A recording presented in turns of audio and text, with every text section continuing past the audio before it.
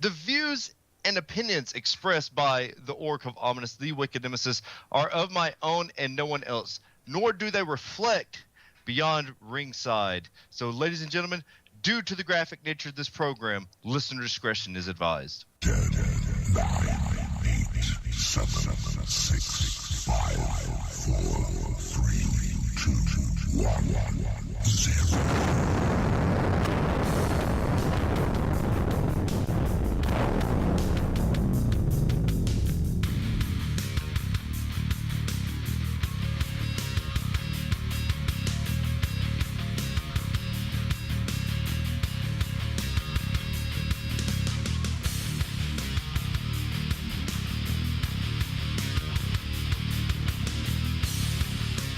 Ladies and gentlemen, it is Wednesday night. We are live, and this is the To Be Determined show. I am the Orc of Ominous, the architect of intellect, the necessary evil, the wicked nemesis. And joining me on the ones and twos is my producer extraordinaire. He is also the host and executive producer, if that is a term we use around here, of Beyond Ringside, which you can catch Sunday nights, 5 p.m. Central Standard Time on this very network. He is the Magic City Motormouth, Fast, Eddie Lane. Eddie, how are you doing this evening, sir? Wonderfully well. The revolution has begun again, and unfortunately, I think it was the Arby's sandwich I ate earlier tonight. Well, you know what to say. Revolutionism. It's a joke. I know that's not how it goes, dumbasses. And in studio this evening, you know him. He is one of the top independent wrestlers in Alabama, the Southeast, the East Coast, from Boston. He goes good with a good ale. He is Darth Hagen, the human blur, Mr. Blur, Joshua O'Hagan. Josh, how you doing this evening?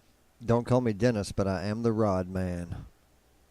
That is funny. I'm telling you, Eddie, you got to fucking release everything when you die. Release it all. Just release it all to the fucking internet. Fuck them. Everybody, a lot of people will have their feelings hurt. They're like, oh. Yes, we don't like you, Johnny Learman. I'm just playing. Hey, look, I'll be happy if I can release everything from that damn taco truck from earlier today, too. Oh, shit. Literally. Learman, of course, was in studio last week, and he got to witness the madness before he did. And in my studio, Bohemian Grove, she is my much better half, Angie Nemesis. Angie Tessarian, how you doing this evening? Oh, I'm doing well. Just want to remind everyone that redheads are sunshine mixed with a hurricane. Yes. Just so you all know. Just a little hurricane. Mm-hmm. It's like the eye wall, but pink. Now, the world has been set on fire from two things, and they are not wrestling related.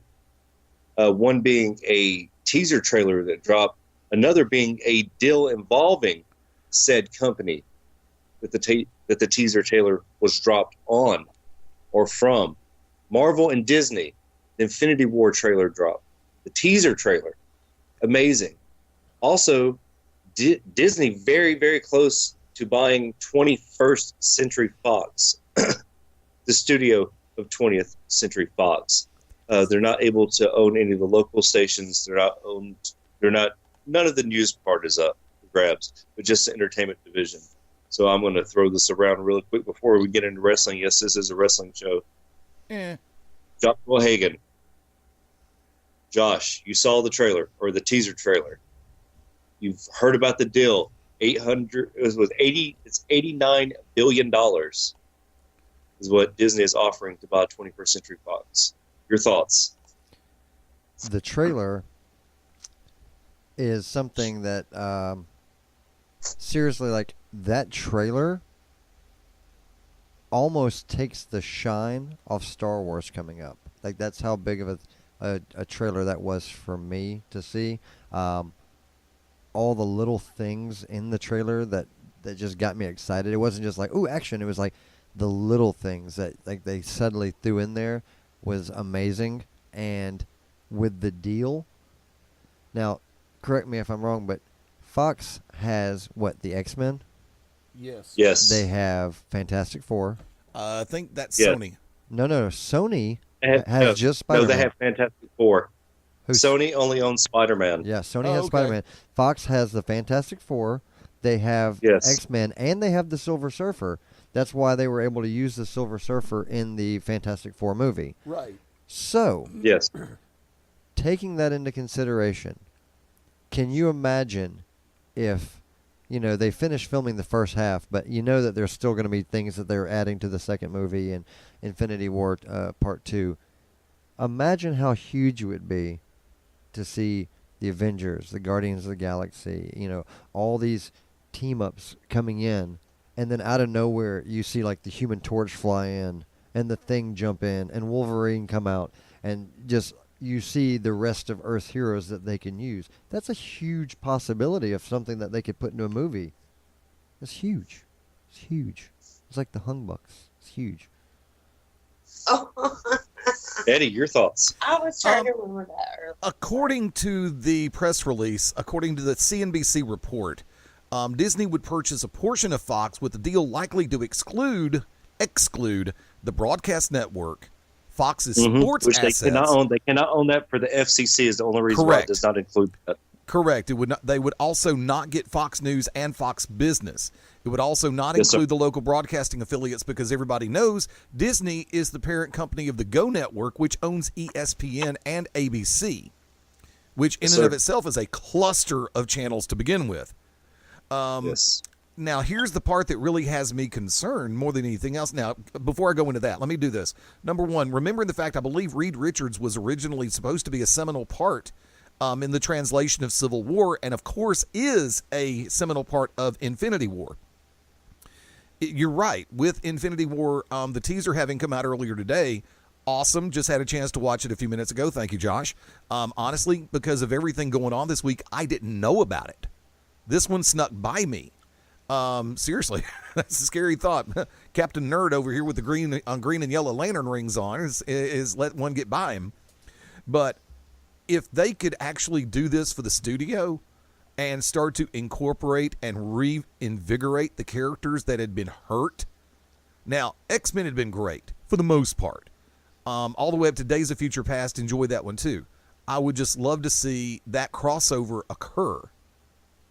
From there, I'm glad they're not going to get the broadcast network because I would hate to see what would happen with Disney owning Simpsons and American Dad, King of the Hill, all the other stuff that has been Fox Animation's franchise staples, which I do believe are still seriously profitable for the Fox umbrella. So if they can pull this off in a way that is satisfactory for the FCC and all other parties concerned, because I'm sure there's somebody going to be jumping up and down saying antitrust suit faster than we can blink. So it's going to be just a case of seeing the acquisitions. Let me run this last part. The acquisitions could be a major gain for Disney, which has already announced plans to introduce its own streaming video service in 2019, still over a year away.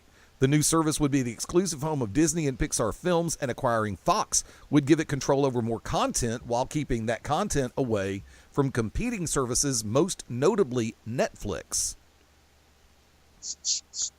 So there's an underlying resonant meaning for all of this.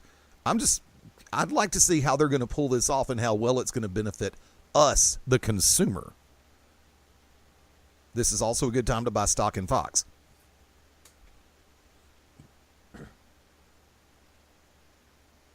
Well, when you start talking about the business side of it, Disney has so much to gain. Fox, of course, losing a little bit of money. Their movies haven't done as well as they wanted them to. When you think about Deadpool is very profitable. I don't think that if Disney were to get Deadpool, I think he would be kind of off to his own. I don't think that they would want to change him in any way, especially with this sequel coming out expecting to make a lot of money. The X-Men, when it came to Wolverine, Logan, etc., whatever you want to call him, Old Man Logan, Wolverine, Hugh Jackman has said he would come back Yeah. for one more movie if he was along inside the Avengers. And, you know, Scarlet Witch could very easily do that. They can have a House of M type scenario just from her. Anybody that's read House of M knows just taking away population, wiping everybody's memory. There's several things that they can do with that. Right now, they're a very pivotal role going into Infinity War. We have Black Panther coming up with Marvel. So with that being said, there are several things that you can do from there. Having Galactus, Silver Surfer, Reed Richards, Sue Storm. If they do what they're talking about in bringing in Namor, which has been something, and maybe even making a Moon Knight series for Disney, that's one of those things. If they bring in Moon Knight, have Ghost Rider and Blade, hell, they could have Marvel Knights for all we know. There's several ways that they can go when it comes to movies. You know, Disney's going to have their hands in a lot of the movies. So that's a plus and a minus. When it comes to comic book movies, it's good. They get the rights back. When it comes to some of these movies that 20th Century Fox has released under their banner, the movie production side of it, there's several things that, you know, they may not have gotten away with at Disney. So you have to look at it from that perspective. Angie, anything you want to say about this? Oh, God, no. Okay, so there you go. Now this Saturday, ZAW, Zero Alliance Wrestling, Pell City Civic Center, Pell City, Alabama. We completely went over the card last week, so it's one of those things. If you haven't heard about it yet, you're probably not going to come. We have some of the best talent. The main event, of course, at Bohemian Grove Brawl. Charles Sanders and myself against the Violent Gentleman. You have Dylan Cook versus Spiral or Qualifier. You have Trickster versus Kevin Ryan. You have Amon Tassan versus Joey Lightning, former tag team partners. Finally going at it. You mean Trevor Eon? Trevor Eon, what did I say? Joey Lightning? Yeah, you said Joey Lightning and Amon Tucson. Yeah, he's against himself. They ripped him apart. And has been through a while. Some comic shit right there. That would be a good Marvel comic. That would be good. Johnny Slaughter against Kelvin Heights. That's going to be a good match. It's going to be a very good show. So that's also a qualifier, several things. We have Lerman, who we had on last week, against Cole Sykes. And that match may steal the show. You never know. We have all of these tension. It's like, who's going to keep their friendship at the door? The BFFs. There's a little group of them, actually. Look, just listening to those two talk last week got me hyped up for the match. Oh, I know. Yeah. I know my blood pressure's at least the ticket. my blood pressure's through the roof. It's like really great. I mean, the intensity that they were bringing to the table was ridiculous. Imagine what they're going to bring in the ring. Now, actually, do me a favor. Let me cut in because I was at the Pelham branch of the Evil Empire a little earlier and ran into an old friend, Zach, and his family. Matter of fact, I passed the word along to them about ZAW this coming Saturday at the Pell Triple C, and they're actually looking forward to coming. So I know that Zach is listening right now. So first off, Zach, great to see you tonight at Wally World. Hoping you can make the trip out to Pell City for ZAW this coming Saturday night. What time's the door open? The doors open at 7 o'clock. The bell time is 7:30. And ticket price? Only $10. Why do I get the feeling I should have run that rapid fire? No, that would have been way too predictable for me to do it. I love Instagram.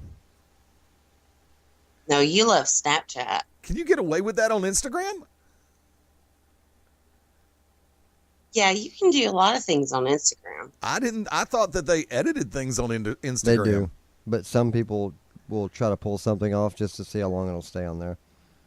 Literally, Yeah, and they don't last very long. literally don't. pull something off or up. My Instagram is literally like I post like a picture every like 2 or 3 weeks, if that. I never do. Yeah, we know you don't use any media. Oh, Facebook's her life. I love that. Well, yeah, I like. I'm old and comfortable. Yeah, That's sad. Old and comfortable. like a nice smoking jacket that you've had for several years, and it just kind of you just slip into it and get all comfortable. Do me a favor, coming Get back. you hot. No, it has to have like a magic part to it. Like when I come alive and I'm like diva, So you're Doctor Kill the Strange's world. cape. yeah. Now, we made a reference to movies a minute ago, and I want to come back to ZAW in a minute, but I want to bring this one up because I just reminded myself of this. I'm on Twitter earlier this morning, and I decided to, because there's a lot of crossover going on, and I just happened to run across a post by The Rock. So it had been a while since I'd seen what he's done as far as the timeline goes, because, Dwayne's normally good for some entertaining tweets. I scrolled down and stumbled across something that I did not know even existed yet again. Once again, the nerd didn't catch this. Amazon Prime, speaking of distribution companies, either I didn't catch the date, so I don't know if it's this week or next week, but is hosting or has hosted a special Prime members buy exclusive for the opening for a private screening of Jumanji. Really? Yeah, did not know. That's good, actually. That's incredible in my book. Amazon right now, Amazon is one of the juggernauts in retail. Yeah. And still, once again, looking to make that move into the physical brick and mortar side of it, especially with the acquisition of Whole Foods.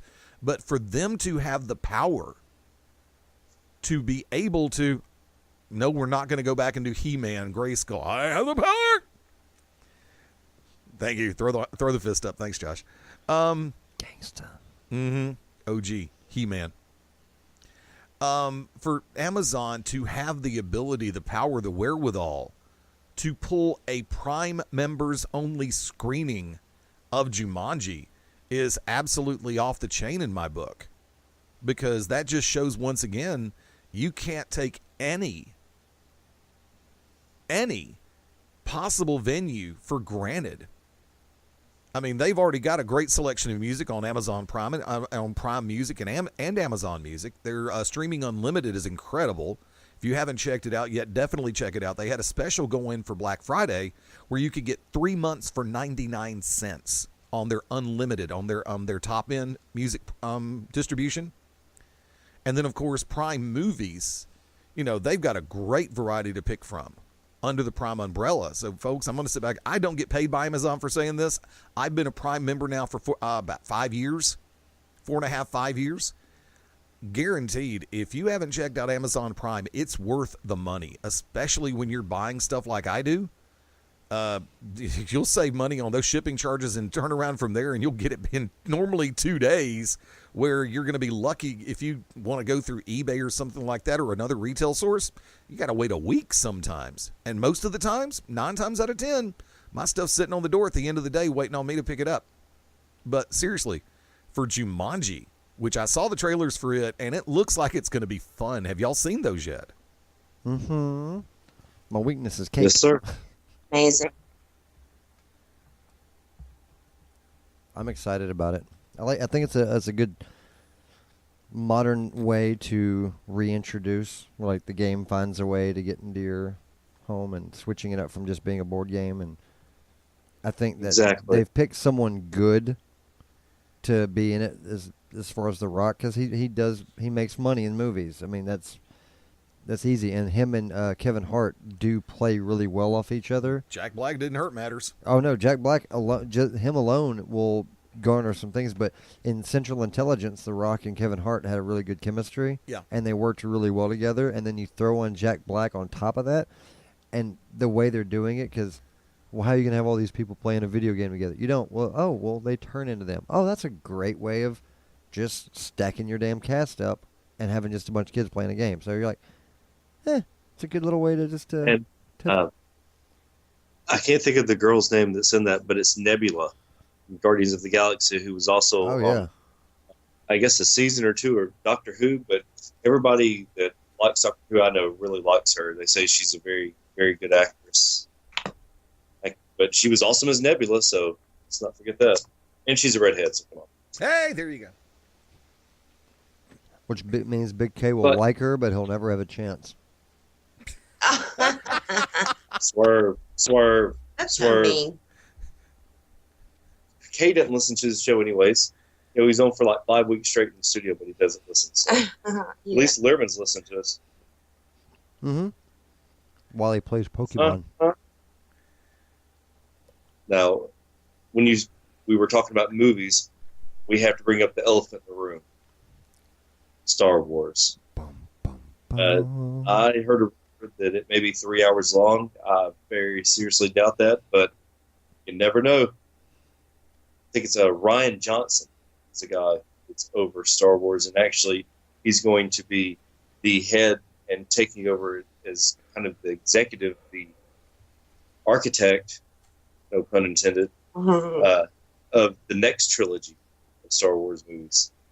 So, Josh, I'm going to throw to you as a Sith Lord yourself. Yes. Star Wars, Episode 8.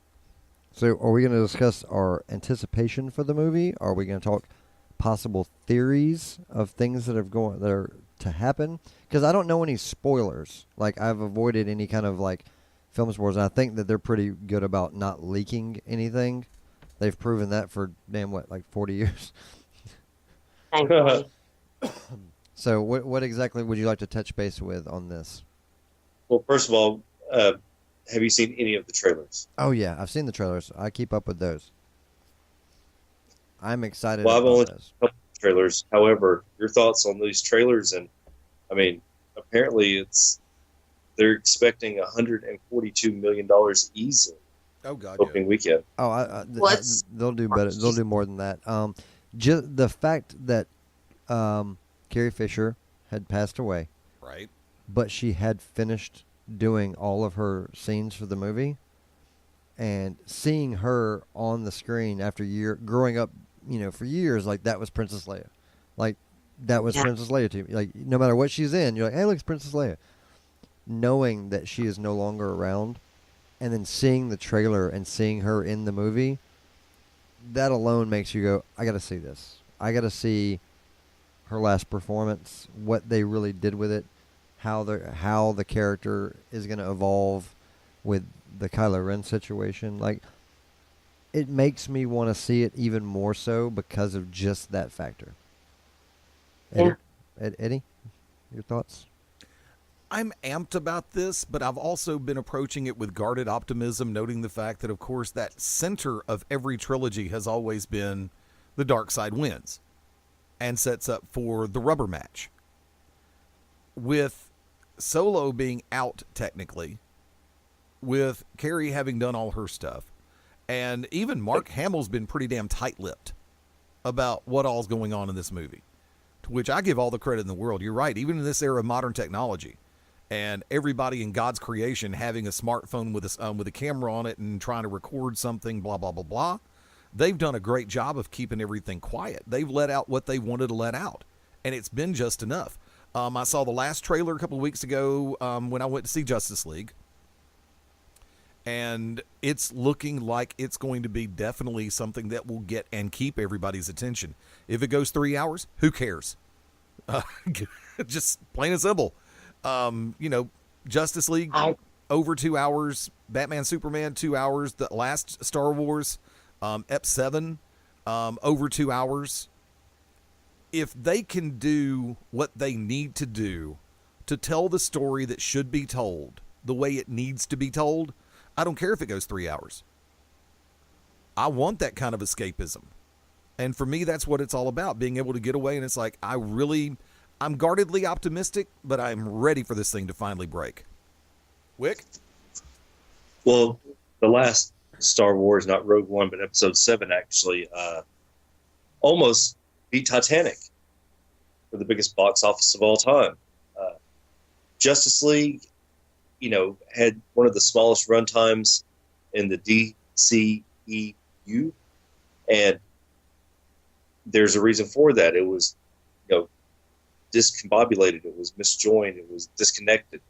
I've heard several things about that. Now, there has been a lot of stuff come out about Star Wars.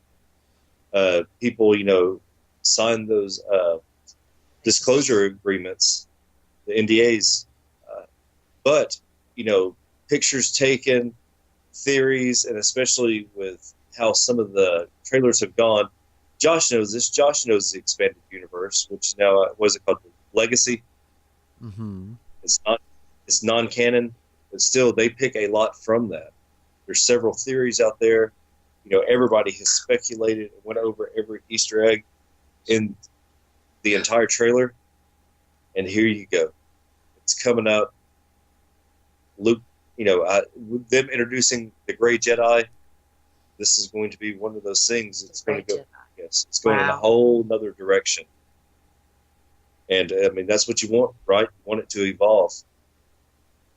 Well, at least that's what I would think. Now, Josh, talk about some of the theories Well, come out, because you I think very good theories. the biggest thing that I've heard, because you're going to have theories about Rey, you're going to have theories about Kylo, things like that, like where their characters are going. But I think the number one thing that people are talking about is Supreme Leader Snoke. Who is Yes. Snoke? I've heard several pretty good theories about this. And like I said, these are not spoilers. So if it turns out that one of these is true, don't be like, oh, Hagen spoiled the movie for me. I don't know the ending of the movie. Nobody does. I'm pretty sure some of the cast doesn't even know what the end of the movie is because they're so good about doing that. But some of the theories. There was one which was right after the first movie because it was a very black and white hologram of Snoke, and no one knew what was going on with Snoke. One of the theories was that was Mace Windu, because they never actually showed. They just showed him fly out of a window. They never showed him actually die. But as we saw in it, I think the very earlier in the movie, Anakin and Obi-Wan fell off one of those buildings and they grabbed onto one of the cars and survived. So it is possible to survive flying out of a window. And his disfigurement and the crack in his skull, a lot of people were saying that's Mace Windu. He got fed up with the Jedi and the Sith. He wanted to rid the galaxy of both. That was that. But then seeing the new trailer, Snoke looked like a white dude to me. He a white dude. I like Mace Windu, and it'd be cool for a Samuel to have some kind of part in that. But Snoke looked like a white dude. I'm just gonna go ahead and say that. I mean, he dressed like a pimp with them shiny gold robes on and stuff. He looked like a pimp. But no. One of the other theories is in some of the novels after the Jedi had been defeated. Before we got into Star Wars and things like that. The reason you didn't see Palpatine so much is because he was meditating in some Sith temples, and he felt a calling from the dark side that was calling him out to the unknown regions of space, and he felt the need to go there, like something was drawing him there. He amassed a large fleet to go into the unknown regions to find out what was going on. During that time, the Death Star blows up. Everybody, the Empire falls. But there's this giant fleet that was in the unknown regions away from all the battles. That's why they survived.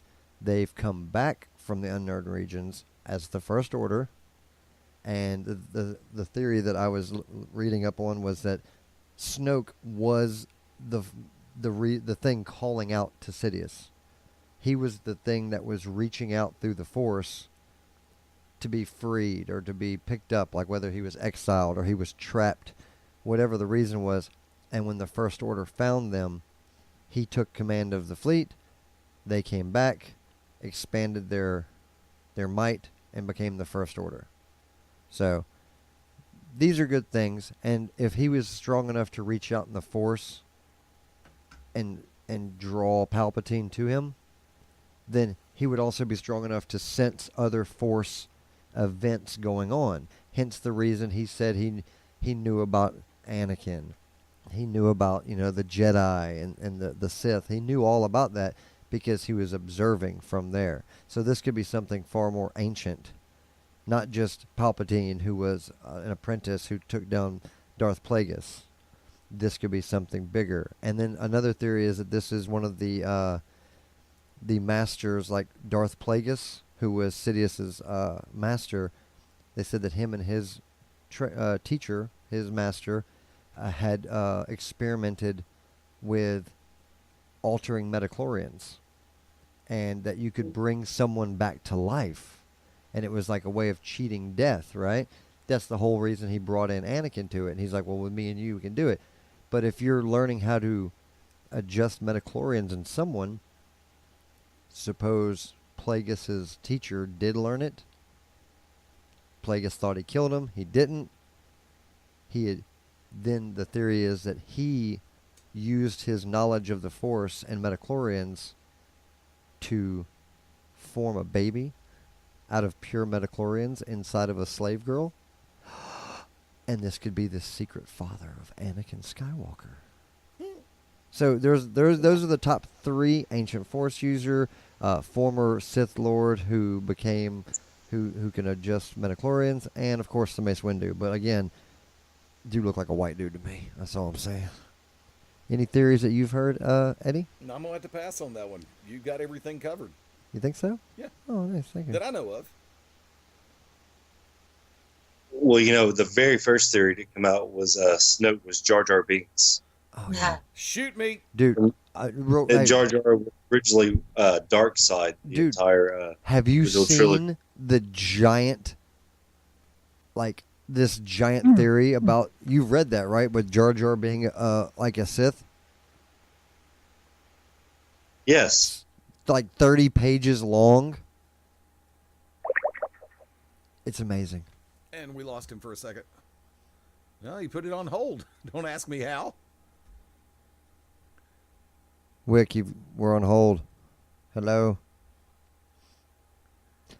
There's a 30-page document with. You there, there Wick? he is.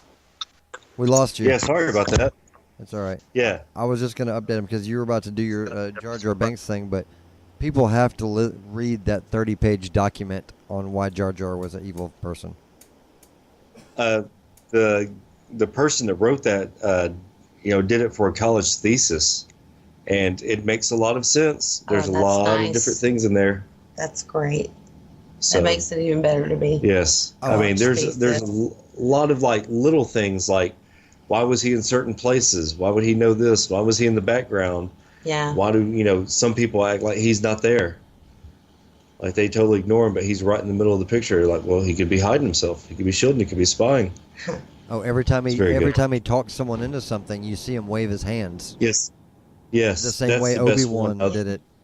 Or the Force jump before he dove in the water where he centered himself. Yes. In no other part of the movie do you see him do a giant jump. And no other Gungans do giant jumps like that. But you see him center himself, and then he does this giant, double flip dive into the water. And you're like, that's a Force jump. He just did a Force jump dive. I watched the video, and I read most of that, and I went back and watched it. And like you're saying, there's so many little things. This guy who wrote this is a damn genius. And if we could find out his name, Eddie, if we could find out this guy's name. Yeah, that'd be great. I want to give him credit because he is seriously a genius. What school he attended? Well, I want to ask you guys this: pick anybody from any time of wrestling. If you could do either a Netflix movie, which Netflix are doing movies, or a Netflix series, who would it be about and why? Oh, can I go first? Yeah. Dynamite Kid. Dynamite Kid, I think, is a really good person, especially with how they can touch on some of the darker subjects and things on Netflix. The intensity that he had, the impression. I mean, just his style of wrestling influenced a generation. Like his match with Tiger Mask influenced every cruiserweight that you see now, whether they know it or not. Like they set the bar for cruiserweight high flying matches and fast paced matches. Like Tiger Mask Dynamite Kid, one of the greatest matches probably ever. If you're looking for a cruiserweight style matchup, his in ring intensity. Look at Chris Benoit. You could say what you want about Chris Benoit, but his in ring work, he was in there. He was intense. Every match, he was there to win it, and he was a carbon copy in more ways than one to the Dynamite Kid. And unfortunately, like you see, like there's effects on wrestling and things like that like they affect you mentally. Like just even just being on the road, the matches, the head traumas, like it will affect you. And if if you're kind of an asshole to start off with, you get hit in the head enough times. I mean, it can do things to you. And the fact that he's was stuck into a wheelchair and the things that he went through with his family, I think that would be a story that I would really watch on Netflix. Angie? I would probably say Rick Rude. He had a stellar career. He was always working. He was the epitome of a phenomenal heel. I always enjoyed his work. He was always on point. And then, his tragic death. So I would like to see that. Eddie? There's been a few that I've really wanted to see that have actually been done in one form or another thanks to DVD sets.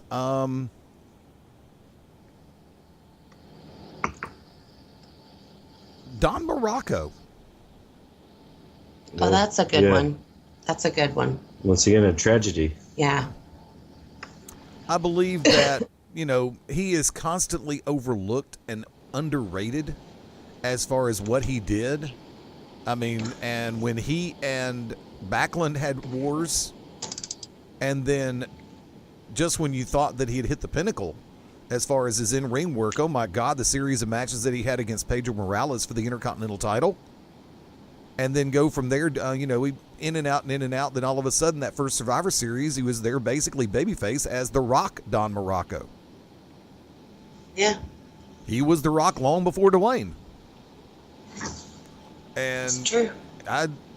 to me personally, one of the more captivating individuals. I think, like I said, he's tremendously underrated and gets overlooked quite a bit. Well, mine, it'd be kind of easy to say the Von Erichs, but I think that Fritz Von Erich would be Oh, yeah. one person to look Just at him. from just based on him, what he did, how he willed and dealed, how he took care of his sons, how he got such a territory over, how he disciplined. It'd be like the Jackson 5 from Joe Jackson's point of view. Yeah, I think that it'd Fritz be Von like- Erich would be a really good one to do. Yeah. Can you imagine the things that he did to get where he got? That's- Like, exactly. it's, yeah. So that would be mine. That'd be a great one. So I mean, there's several people. Dynamite would definitely be a good one. Yes. And of course, all the shit that all the Hearts say about them and the men. Oh, yeah. So, Also, but ladies and gentlemen, we're gonna, real quick before Yeah, you go take a ahead. break, Ken Patera. Yeah. Oh, that's a good one. I think that would be an amazing story too. well, Dr. Death Steve Williams would be a good one. Oh, Not a lot yeah. of people know about, but Absolutely. Well, think of this though. Ken Patera was the Braun Strowman of his era. yes, The strong man who came in. Swinging full Nelson. Yeah, I mean he was right, like right now if you look at him, he is a modern day Ken Patera. Strong man, huge, outpowers everybody. Like I think that would be a good one. Oh, and I read a thing. It says original theory by Lumpa Waru on Reddit Hmm. for the Jar Jar Binks is a Sith theory, where they show the videos of the kung fu fighters and like it shows Jar Jar's Yes. movements and also well, real thank quick, you.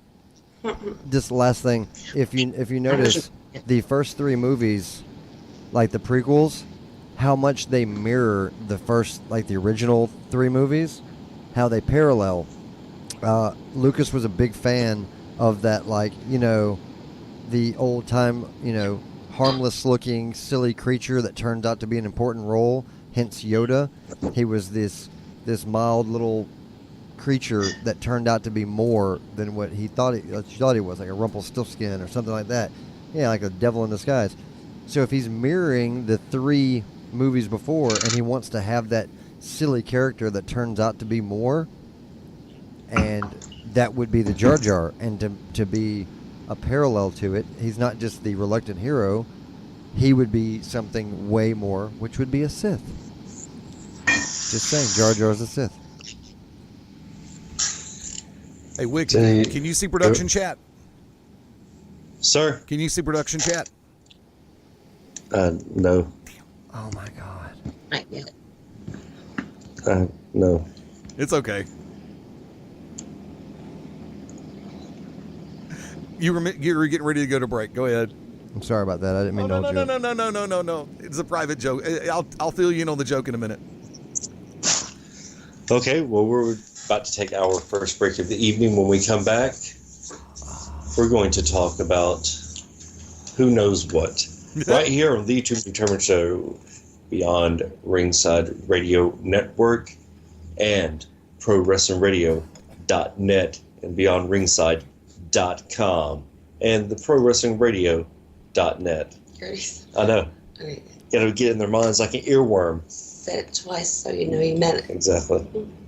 Like the Howdy, friends. Rapicon. It's the Magic City Motor Mouth Fast Eddie Lane with your invitation to join me, Mark Mabo Bowman, and Brooks Logan Sunday, 6:30 p.m. Eastern for Beyond Ringside Live. Wrestling, mixed martial arts, sports talk, and a whole lot more. Find us on BeyondRingside.com, ProWrestlingRadio.net, and the Beyond Ringside Radio app for Amazon, Android, BlackBerry, and a whole lot more. Once again, that's Sundays, 6:30 p.m. Eastern for Beyond Ringside Live on the Beyond Ringside Radio Network and ProWrestlingRadio.net. If you really want to get raw on Monday nights, tune into the Beyond Ringside Radio Network at 9:30 p.m. Eastern, 8:30 Central Time for the Midnight Black Mass Podcast. Myself, the Reverend Dan the Dragon Wilson, along with the Strong Style Psycho Tank and Andrew Alexander, bring you a truly blood-curdling experience. Uncensored, uncut, and only on the Beyond Ringside Radio Network. What's up, everybody? It's Stan Grubb for Corner to Corner Wrestling Radio and the Beyond Ringside Radio Network. Hey, join us every Sunday night at 9 p.m. Eastern Standard Time as the triple threat of wrestling radio goes live every week, giving you their thoughts and opinions on the world of professional wrestling. Myself, Brian, and Rob, all live, all here for you. And as my good friend Rob would say, from corner to corner and pillar to post, we bring it to you every week at 9 p.m. Eastern Time. BeyondRingside.com and ProWrestlingRadio.net. The To Be Determined Show, live every Wednesday night, 9 p.m. Central Standard Time on this very radio station, Beyond Ringside Radio Network, BeyondRingside.com, ProWrestlingRadio.net, as well as the Beyond Ringside Radio app. Join myself, the Oracle of Ominous, the Architect of Intellect, the Wicked Nemesis, and my producer extraordinaire, Fast Eddie Lane. That'd be me over here. My co-host, Joshua O'Hagan. Kitty got claws. Meow. My much better half, Angie Nemesis. Come join the madness. This is not safe for work. This is your warning, parental advisory. If you have any kind of heart defects, make sure you listen because they will take effect when we go live. I promise you that. For everything outside of wrestling and a little bit of wrestling and hardcore to the bone, we are the To Be Determined Show.